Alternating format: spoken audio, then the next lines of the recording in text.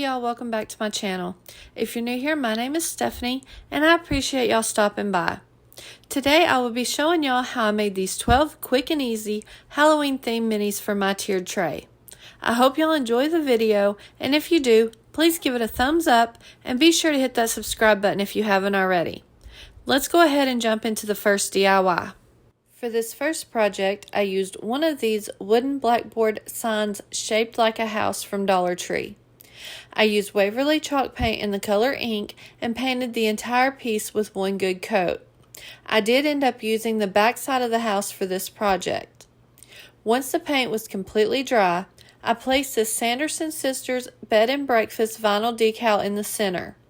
I created this decal in Cricut Design Space and will leave a link in the description box below to get it for free if you would like to recreate this project. After I had the vinyl in place, this one was done. I really love how this one turned out and I think it's absolutely perfect. Moving right along to DIY number 2. For this second project, I used a 3/8 inch wooden dowel from this package that I picked up at Dollar General. I started by measuring 3.5 inches long and marking the dowel with a pencil. Then I used some miter shears to cut the dowel rod on the mark that I had made. Next, I set the miter shears to cut on a 60-degree angle and cut the very tip of the dowel rod to give it a slanted top. I then used Waverly chalk paint in the color ink and painted the entire dowel rod except for the very bottom. Then I used one of these corks that I had in my stash, but you could use a wine cork or a short chunky piece of wood, and attached the dowel rod to the center of the skinniest end of the cork using hot glue. Next, I took some of this white cotton twine from Dollar Tree and measured out how long I needed it to be to create the bottom of the witch's broom and cut it off the spool. I then used this piece of twine to cut off several more pieces roughly the same size. Once I felt like I had enough twine to cover the cork, I made sure the bottom of the twine was fairly flush with the bottom of the cork and used a thin layer of hot glue to attach the twine. You will want to be very careful here and wear finger protectors for this step since the twine is so thin. I continued gluing the twine around the cork until I had it completely covered. Once I had all the twine on the cork, I took some scissors and flipped the broom over and cut the twine off flush with the bottom of the cork so that it would stand on its own. Then I took some regular brown twine and wrapped it about 3 times around the top of the white twine and tied it in a double knot to cinch the top and make it look more like a broom. After I had the top cinched, I took some small detailed scissors and trimmed the top of the broom bristles to make them a little more even, and this one's finished. I'm super happy with how this little witch's broom turned out, and I think it makes a wonderful addition to my tiered tray. On to DIY number 3. For this project, I used one of these witch hat ornaments and one of these ghost ornaments from Dollar Tree, as well as one of these jack-o'-lantern ornaments from Family Dollar, but Dollar Tree does carry these as well. I used Waverly chalk paint in the color white to paint both sides of the ghost. Then I used Waverly chalk paint in the color ink to paint both sides of the witch's hat. And finally, I used Waverly chalk paint in the color pumpkin to paint both sides of the jack-o'-lantern. I used some of this black and white baker's twine from Dollar Tree to string the garland. I started with the ghost and placed it just far enough on the twine so that there would be just about an inch on the end, and tied a double knot so that the ghost would not move up or down the twine. I then cut the twine to the length I thought would work best for my tiered tray and placed the witch's hat onto the twine, leaving a few inches between the hat and the ghost. Again, I tied a double knot so that the witch's hat would stay in place. Then, to finish up this quick little project, I placed the jack-o'-lantern onto the twine and made sure it was spaced pretty evenly from the hat and tied a double knot to keep it in place. I then trimmed off the excess twine and that was it. I know this one is super simple, but I love it hanging off my tiered tray and it gives a little something extra to look at. I want to take a few seconds here to talk about today's video. It's part of the Haunted Halloween Open Challenge hosted by Jackie from Crafting in Mimi's World and Ellie from DIY from House to Home with special guest host Misty from Gillespie Designs. These ladies are all incredibly talented, so check out their channels if you haven't already. Y'all will not be disappointed. I will link their channels in the description box below, as well as leave a link to the playlist so you can find even more haunted Halloween decor inspiration. Let's go ahead and jump into DIY number 4. For this project, I used 2 of these Halloween trees from Dollar Tree. I started by moving all the branches on each tree to one side so that I could put them together to make a fuller tree. Once I had all the branches off to the sides, I went ahead and removed the stand from one of the trees. Then I placed the 2 trees together with the branches facing outwards and used 3 zip ties to attach the trees together. Once I had the trees attached to each other, I went ahead and cut off the excess from the zip ties. I also went ahead and removed the stand from the bottom of the other tree and fluffed up the branches on the tree to make it look nice and full. Next, I took one of these cauldron-shaped mini treat pails from Walmart and cut off the handle, leaving the little round pieces on the sides to fill the holes.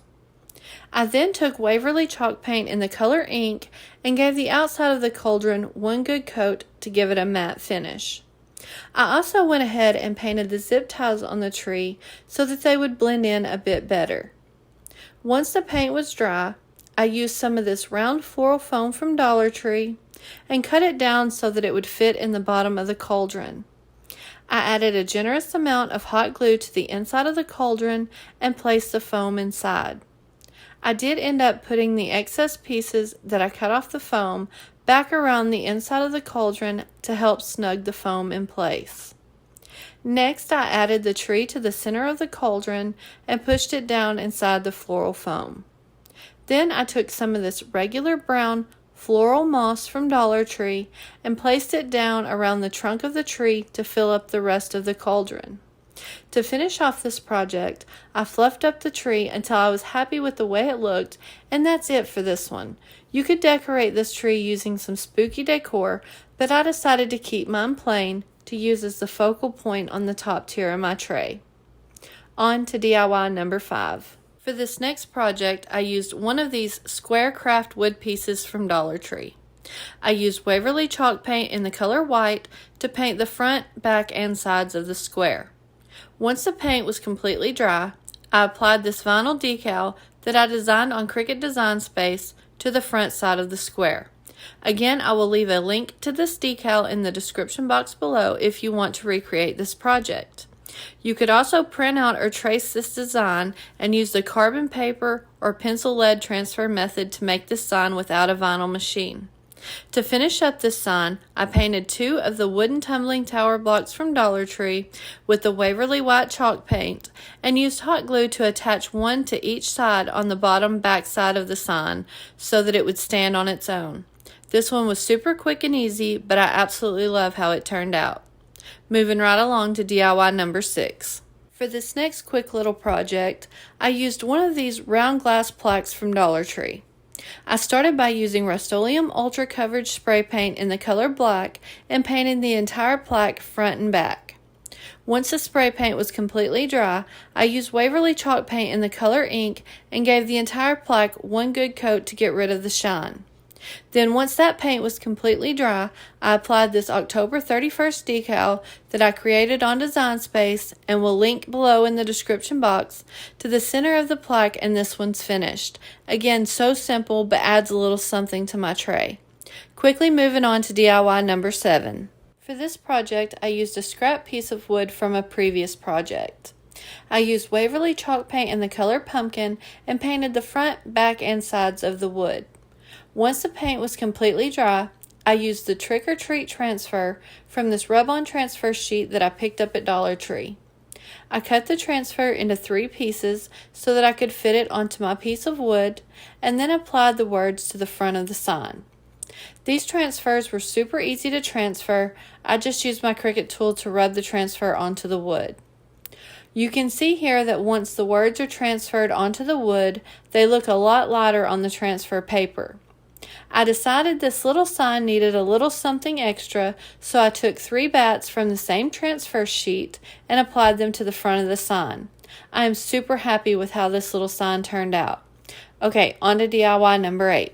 For this project, I used 1 package of these DIY wooden dice from Dollar Tree. I painted one of the dice with Waverly chalk paint in the color pumpkin, one of the other dice with Waverly chalk paint in the color ink, then I used Waverly chalk paint in the color white to paint the last one. Once the paint was dry, I took these 2 rub-on transfer sheets from Dollar Tree and cut out the small ghost and one of the larger jack-o'-lanterns from this sheet and one of the large ravens from this sheet. I applied the raven to the front of the white dice, the ghost to the front of the black dice, and then the jack-o'-lantern to the front of the orange dice, and this one is finished. These are just too cute. I am really loving the vintage feel of these dice. Let's move on to DIY number 9. For this project, I used this mini wooden cutting board from the Target Dollar Spot. I used Waverly chalk paint in the color white to paint the front, back, and sides of the cutting board. After the paint was dry, I applied this old Salem Candy Company decal that I designed using Cricut Design Space. Again, I'll leave a link to it below, and applied it to the back side of the cutting board since it was nice and smooth. Next, I took some more of the black and white baker's twine that I used earlier and wrapped it around the handle of the cutting board several times using hot glue to secure it in place. Then I made a simple shoestring bow and hot glued it to the center of the handle where it was wrapped and trimmed up the tails. To finish off this quick and easy project, I took one of the wooden tumbling tower blocks from Dollar Tree, painted it with Waverly chalk paint in the color white, and hot glued it to the bottom back of the sign so that it would stand on its own, and this one is finished. I absolutely love how this little cutting board turned out. Okay, on to DIY number 10. For this project, I used this rectangle piece of craft wood from Dollar Tree. I used Waverly chalk paint in the color white to paint the front, back, and sides of the wood. I did end up deciding to use the rough side of this wood since it would give a little bit of texture to this sign. Next, I used 6 of the smallest bats from this package of bats that I picked up at Five Below. I started by bending the wings on the bats so that they would look like they were flying, and then arranged them on the sign in a way that I thought looked best. Once I was happy with the placements of the bats, I took a small dab of hot glue and applied it directly to the sign under where the bat was placed and allowed the glue to cool for a few seconds before placing the bat on top. I would recommend using a low temperature glue gun for this project if you have one, or be sure to give the glue a few seconds to cool down before placing the bat on top if using a high temperature glue gun. I found that the bats tend to melt if put on the glue when it's still too hot. I continued to repeat this step until I had all 6 bats attached to the sign. Then, to finish off this project, I painted one of the wooden tumbling tower blocks from Dollar Tree with Waverly chalk paint in the color white and hot glued it to the back of the sign so that it would stand on its own. Y'all, I love this little sign. Again, it's super simple, but I love the texture and height that it gives to my tiered tray. And hey, it's bats, and y'all know I love bats. Jumping right on into DIY number 11. For this next project, I used one of these mini cloches that I found on clearance at Hobby Lobby. I used Waverly chalk paint in the color ink to paint the bottom half of the cloche and the very tip of the lid. Next, I took one of these 1.3-inch craft foam balls from Dollar Tree and cut it in half. I only needed 1/2 for this project. I then took Waverly chalk paint in the color hazelnut and painted the foam.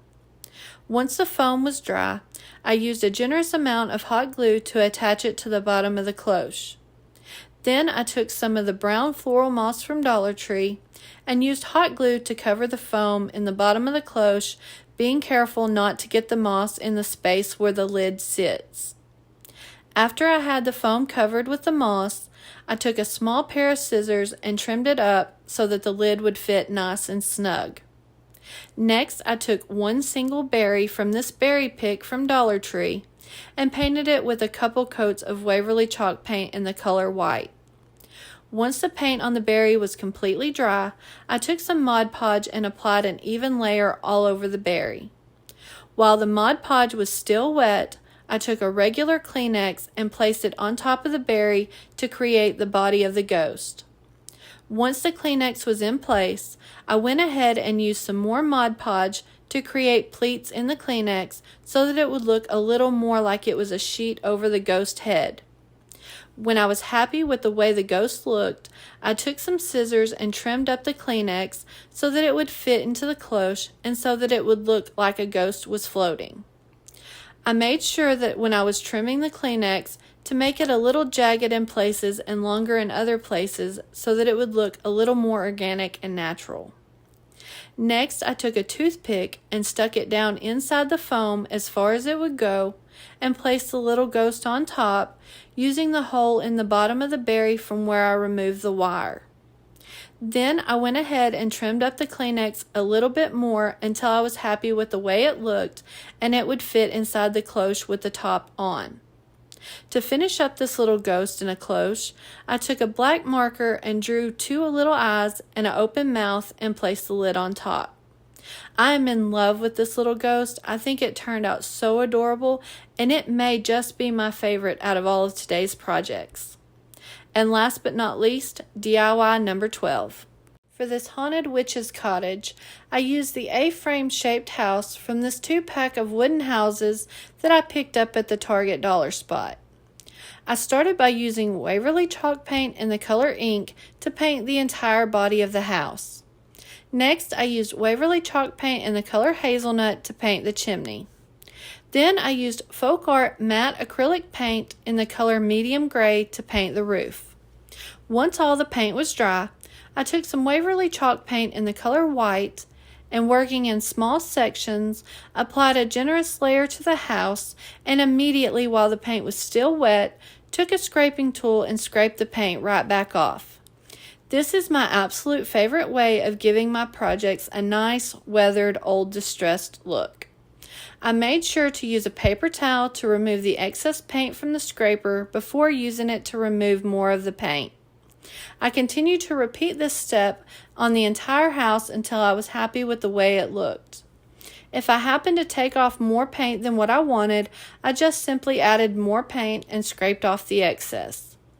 I did end up going back and layering the ink and hazelnut colored chalk paints on top of the white, again scraping it off to distress the witch's cottage even more until I was happy with the way it looked. Here's how the witch's cottage looked once I was finished with all the distressing. To make this haunted witch's cottage a little more spooky, I used some Spanish moss from Dollar Tree and hot glued it around the roof of the cottage. I applied some hot glue around the chimney and placed some Spanish moss on top and used my Cricut tool to push it down around the chimney to cover up where I was unable to paint. I then added more moss in a couple of areas on either side of the roof and then along the ridge line of the roof. Then, to finish this project, I took some scissors and trimmed up the Spanish moss so that it was a little bit neater but still creepy, and that was it for this one. I think this little haunted witch's cottage turned out absolutely perfect. It is exactly how I envisioned it to look. You could even add a door or a window if you wanted to. I decided not to, but you totally could if you wanted. Here is the final reveal of all of today's Halloween themed minis displayed on my tiered tray. I absolutely love how all these minis came together to create a spooky haunted Halloween display. Which one of these projects is your favorite? Let me know in the comments below. Mine has to be the ghost in the cloche, although it's really hard for me to pick only one because I love the bat plaque as well.